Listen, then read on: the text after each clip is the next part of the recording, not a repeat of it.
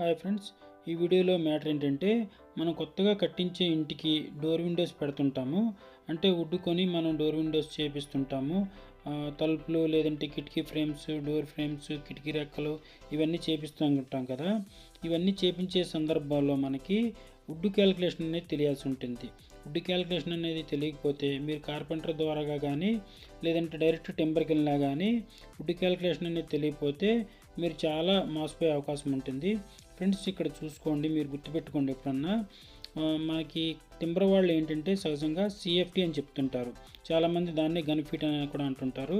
మన సిఎఫ్టీ అంటే ఏంటంటే 1 ఫీటు వెడల్పు, 1 ఫీటు హైటు, 1 ఫీటు పొడవు అనమాట. దీన్నే 1 సిఎఫ్టీ అంటారు. దీన్ని 1 క్యూబిక్ ఫీట్ అని కూడా అంటుంటారు అనమాట.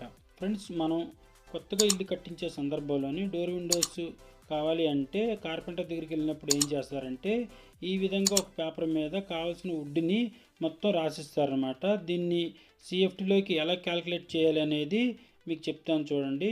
మనకి ఫస్ట్ క్యాలిక్యులేషన్ ఏంటంటే 4x3 లెంత్ 7 ఫీటు 12 నెంబర్స్ ఉంది కదా. ఇక్కడ చూడండి, మనకి 4 ఇంచెస్ అనేది ఇక్కడ క్లియర్గా వెడల్పు తెలుస్తుంది. హైట్ అనేది 3 ఇంచెస్గా తెలుస్తుంది. లెంత్ అనేది 7 ఫీట్ వస్తుంది కదా. దీన్ని ఎలా క్యాలిక్యులేట్ చేస్తాననేది చూడండి.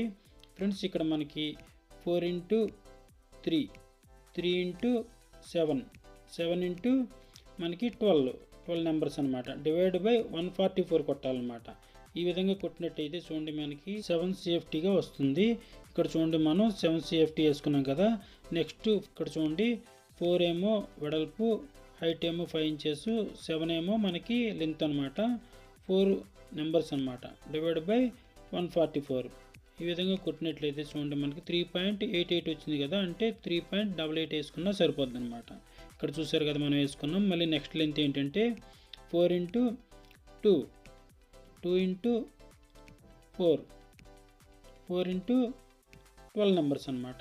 ఈ విధంగా వేసుకున్న తర్వాత డివైడ్ బై 144 కొట్టుకోవాలి. అప్పుడు ఏంటంటే మనకి సిఎఫ్టీలోకి వచ్చేస్తుంది. ఇక్కడ చూడండి 2.66 వచ్చింది కదా. 2.66 వేసుకున్నా కానీ సిఎఫ్టీ సరిపోతుంది అనమాట. ఇక్కడ చూడండి, మళ్ళీ next 4x1, 1x6, 6x20 numbers అనమాట.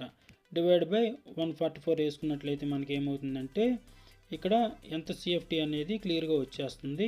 ఇక్కడ చూసుకున్నట్లయితే మొత్తం చూడండి అన్నిటికీ సిఎఫ్టీ ఈ విధంగా వచ్చింది కదా. ఇప్పుడు మొత్తం మనం టోటల్ ఎంత వచ్చింది అనేది చూద్దాము.